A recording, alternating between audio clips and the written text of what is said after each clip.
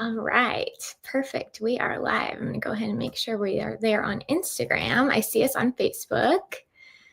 Wonderful. Okay, I think we are live. Awesome. Hello, everyone, and welcome back to another live video from Boys Town. My name is Gabby. I am your host, and we are live today with Justin Keyser to talk about DLD Awareness Day. And you might be thinking to yourself, what is DLD? Well, don't worry, we are going to talk about it today and define developmental language disorder because tomorrow is Developmental Language Disorder Day. So we're going live a day early because why not celebrate a little bit longer? Get the message out to people in advance of the Awareness Day. So if you have any questions on DLD or anything that we talk about today, please leave it in the comments and we can answer at the end. And of course, like this video and please share it so we can get the most awareness out of this Awareness Day and educate more people on social media on what DLD is and how Boys Town is impacting those affected with it. Justin, how are you doing today? Pretty good. How about you? Good. It's great to have you on. Thanks for joining. Yeah, Tell thanks for having me. us a bit more about yourself and your role at Boys Town. My name's Justin Keyser. I am a research scientist here at Boys Town. And essentially that means that I do research studies. I lead the Emerging Language Knowledge Lab. And we look at, we help children with DLD, late talkers. That's essentially what I do here. Awesome. How long have you been with Boys Town? Just about 2.5 years now. Yeah, awesome. Well, it's great to have you. So as I said at the beginning, we're talking about developmental language disorder, and it's most oftenly abbreviated as DLD. So can you define for us what is DLD? DLD is a condition, a developmental condition that affects the brain.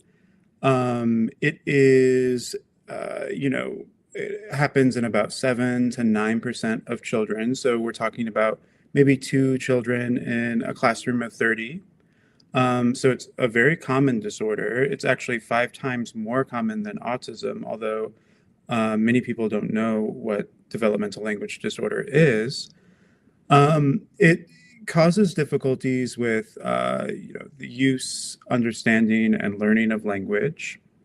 And so that can really manifest itself in lots of different ways. But some of the common things that we see with kids with DLD is difficulty learning words. So they may have difficulty learning either the meaning of the word or its form. So like how, like the particular sequence of speech sounds that make up that word. They also have difficulties with something that we call syntax or morphology, but really it's a complicated term that just means the order that you put words in a sentence or kind of the form of verbs. For instance, they may leave off the ending of verbs. So instead of saying eats, they may say eat. There are other issues, downstream of that. So literacy becomes like a real challenge for these kids as they, grow and advance in grades. So they may have difficulty, understanding stories or telling stories. Their stories may, have lots of different events in them, but they may not be connected very well. So there's lots of different ways that this disorder kind of like rears its head and shows itself. That's essentially what DLD is. It's it's very common, like I said. Yeah. Wow, you said it maybe 2 in every 30 in the classroom? Yeah, that's the stat. 2 kids out of every 30. And it's really it's underdiagnosed, it's underrecognized. Some kids, sort of slip under the radar because they have other kinds of, behaviors that let them get along without needing or like without seeming that they're having difficulty. So it's really common. Yeah. Yeah. About how old do you think most kids are when DLD can be diagnosed? Is there an age where it kind of is most prevalent in preschool or earlier? Yeah, in preschool, so like a 4 or 5 year old would show like a lot of those signs that I showed or talked about earlier, particularly those morphosyntactic issues with like the word order and the form of verbs and other small words. So those that would be the time, that a lot of these kids might be caught, although, it may also happen later. One kind of pattern, so I'm a speech language pathologist and I worked in the schools for a while before starting my research side of my career. Um, One pattern that I think is pretty common is that these kids may not be recognized when they're 4 or 5, but when it comes time to start learning how to read, or using their reading knowledge to learn like more advanced material, that's when they start to really fall behind their peers, and that could be another time where they're identified. And then there's a large proportion of kids who are just never identified as having DLD, or having like a language issue. So then how does that affect them going into adulthood? Like in lots of different ways, actually. So DLD, we usually think of it as kind of a lifelong condition. So there's lots of things that we can do to help. And that's why it's important to identify these kids early. But when they do go on to adulthood, these adults with DLD may be working in jobs that are, that don't pay as much because, they may have some difficulties using like higher level language. They may, have difficulties maintaining friendships or relationships because they may have difficulty communicating with their friends or their partners. So there are a lot of like other kinds of things that happen to people as a result of not understanding language. It's not just about, oh, I can't read a book very well, or, things like that. It has really, you know, large ramifications for somebody's life. Mhm. So how is DLD diagnosed? Typically, what we do is, there's different perspectives and different ways, but typically, what we do in the schools is we have something called a standardized test. And that is just a test that has been given to many, many people. And so we kind of know on average how children do.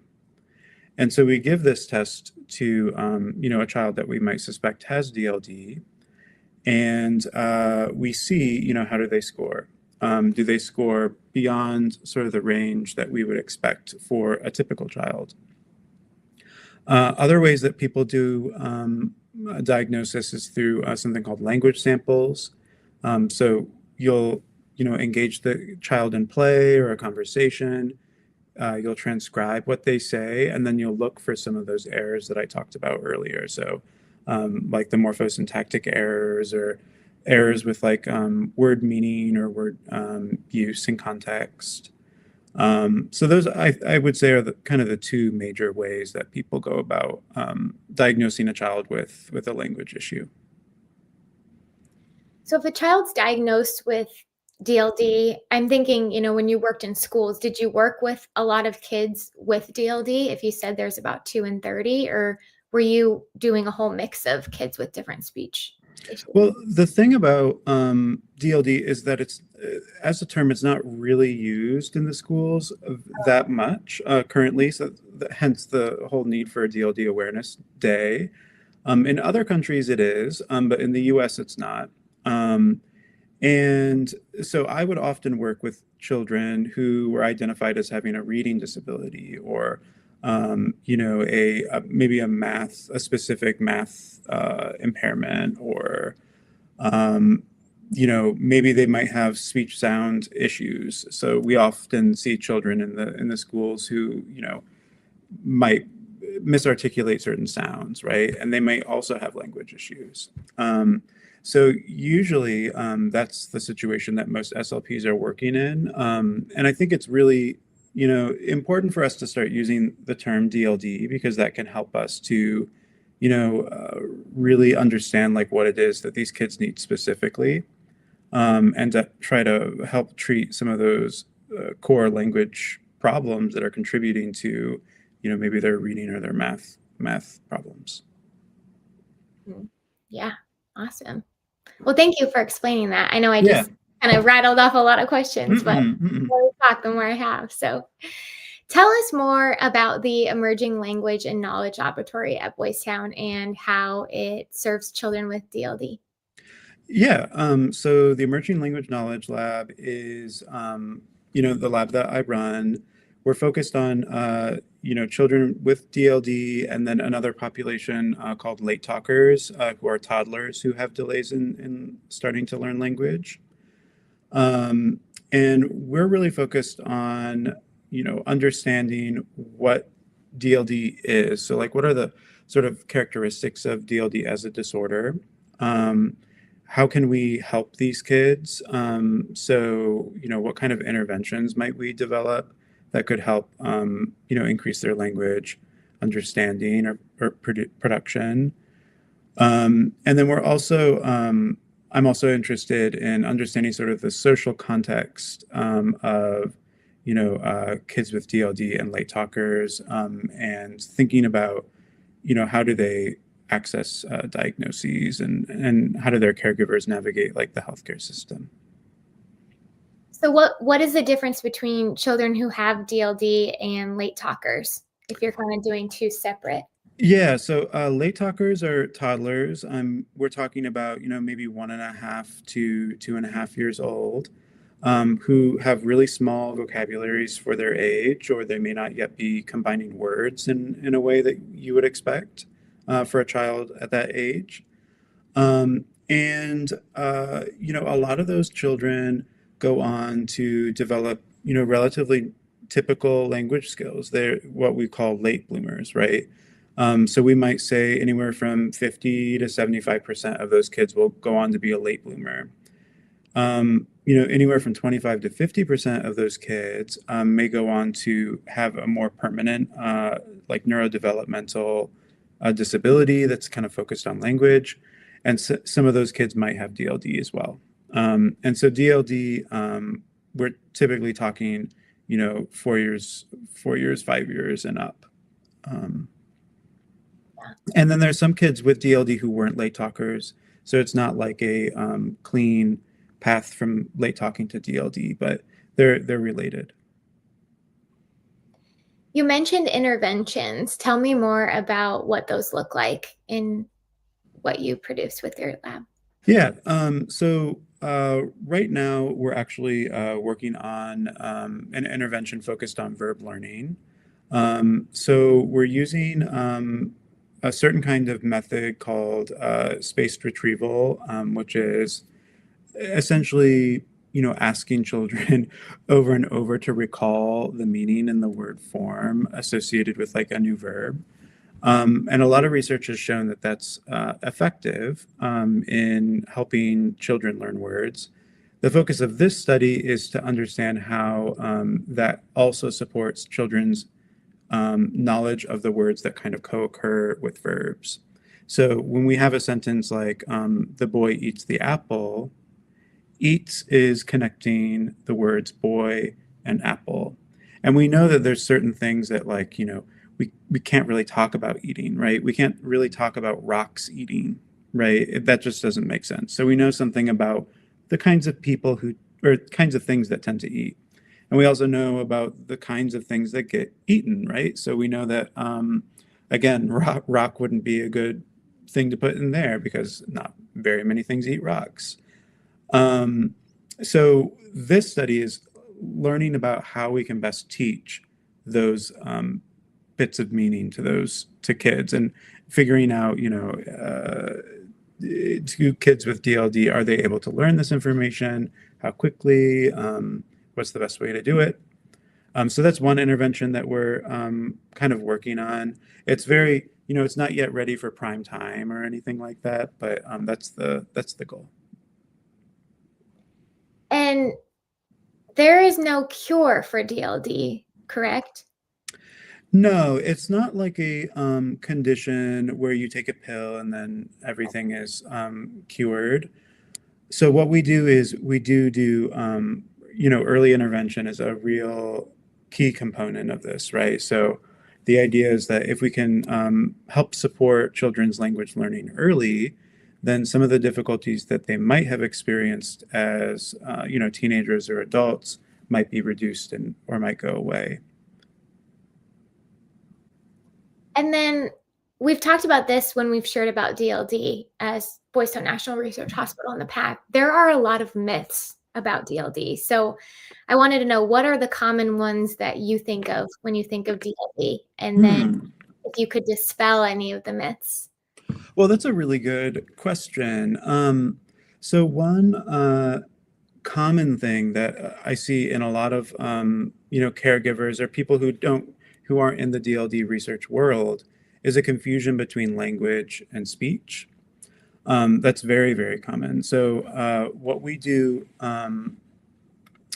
is focus on language, which is what I've been talking about. So the shape of words or the form of words, the meaning of words, how you put a sentence together, the small little bits that you might put onto a verb to talk about eating versus eats versus ate. All of those things have to do with language, and that's really the focus of what DLD is. Speech, on the other hand, is how do you articulate, the different sounds. So oftentimes parents will say, oh, like my kid, I'm concerned about my child's language, but then the child only just says, they might say "wah" instead of "ra," a typical kind of speech sound error, and then they don't have any kind of, language issues. So they sometimes co-occur, but, they're different things. So that's one big myth, the confusion between speech and language, I would say.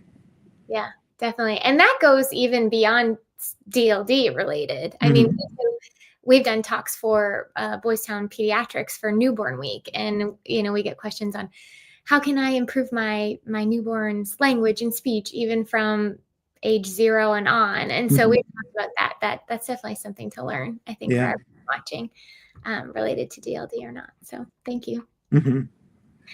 Okay, so tell me about your upcoming 2-year study.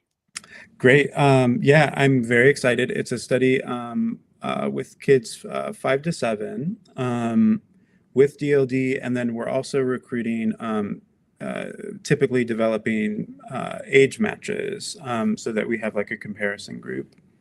And it's kind of an evolution of the study that I talked about earlier. So again, this study is looking at verbs. Verbs are really difficult for any child to learn. But they're particularly difficult for kids with DLD. And so the goal of this study is to understand what is it about verbs that make them difficult to learn. And so we're going to be looking at different aspects of, children's knowledge of verbs. So what kind of words do they co-occur with in the language that we hear? What kinds of meanings can kids glean from what they hear, and how do they use that information to understand sentences? So what we'll do is we'll, for participants, we would, bring them into the lab. We would do some pretty comprehensive language testing to identify whether or not they have DLD. And then after that, we would be doing a lot of different tasks that involve either pressing buttons or pointing to pictures, or giving us judgments about different sentences that they might hear. And then we'll follow that up with eye tracking studies. And the way that these work is there's images on a screen. And there might be, again, going back to that eat example, there might be an apple and a rock on the screen. And then a child will hear a sentence that's played through the computer. Someone is eating the apple.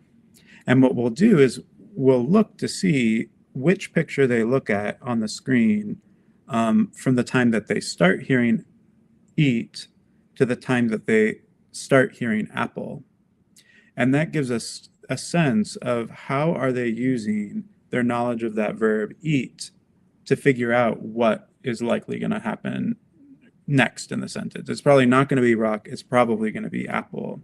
And that gives us a really kind of sensitive index of how quickly they can call upon that knowledge, how accurately do they know the meaning of the verb eat. And we're going to relate that to some of those other measures that I talked about before. So that's overall like what we're going to do. And the end goal is to figure out, what are the areas that we can really focus on in an intervention in the future to really figure out, what might help. Because even though we're really focused on just, pretty simple sentences, right? Like somebody eats an apple, that builds up in complexity, right? So you really need to have that kind of foundational knowledge before you're starting to look into things that are more complex or ready to learn those things. Mm-hmm. What kind of participants are you looking for to participate? So we're looking for children aged 5 to 7. And like I said earlier, SLPs in the schools don't often use the term developmental language disorder. So it's likely that, if you have a child and you think that they might be a good participant for this study, they may not have, a diagnosis of developmental language disorder. You might just have concerns about their language, understanding or use. They might, have difficulties participating in school, or might have difficulties retelling a story, or difficulties following directions. Or they might be, served in the schools right now with, some sort of developmental condition, and they might see an SLP already. So those are the types of families that we're trying to connect with. And, if they're interested in participating, we bring them into the lab. And like I said, we do all of the kind of assessment testing that helps us identify whether or not they have DLD. So those are the participants that we're looking for. Wonderful. Is there incentive to participate? Is it a paid recruitment? It is paid. The children are compensated $20 an hour for participating in the study. The study itself is 5 sessions, including that first assessment session, scheduled whenever you please. We do, we can meet you out at different libraries or, community centers, or you can come into the lab to do the session. And, parents also come away with like a written report of all of the assessment results, which, in my experience has been useful for parents to, bring to their school or to the SLP that's helping them to give them like more context about the child.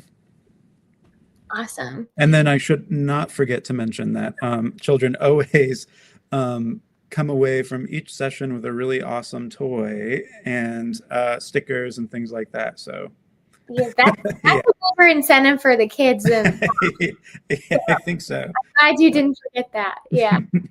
Oh, awesome. Well, this has been a really great chat. Before we wrap up, I wanted to ask you, Justin, for someone watching who maybe they've heard of DLD, maybe they haven't, what would you say would be the biggest takeaway of what you want people to remember about DLD? Well, I would say that, it's a really common condition. So, like I said, 2 children out of a classroom of 30. So it's very, very common. And it's something that, I'm glad that we're, doing this, podcast or stream or whatever to like raise awareness. And I also just wanted to, point out that there are, websites and resources online in case people are interested in learning more about it. So one that's, headed by one of my fellow research scientists here, Carla McGregor, is DLD and Me. Another one is called Raising Awareness of DLD, and a third is called the DLD Project. And I'm sure we can put links in them. Okay, yeah. Yeah, I think that would be really useful. Yes, definitely. And in addition, with those links, we do have linked above this video and then in the comment section here on Facebook, the link to participate in the study that we discussed. So if you want to get your child involved, or maybe you are an SLP and you have families that you want to pass this along to, or anyone you know, really, go ahead and visit that link, and we love to get you signed up. Of course, if you have any questions, you can always DM our page and we can connect you with Justin and his lab to get any questions answered. Yeah. Well, thank you so much for joining us, and we are so excited to celebrate GLD tomorrow and then throughout the weekend and really year round. We are always trying to raise awareness of this important developmental language disorder. And thank you so much, Justin, for joining. Yeah, thanks for having me. Wonderful. Well, thanks everyone. If you have any remaining questions on DLD, leave them in the comments, and we hope you have a great rest of your day. Talk to you soon.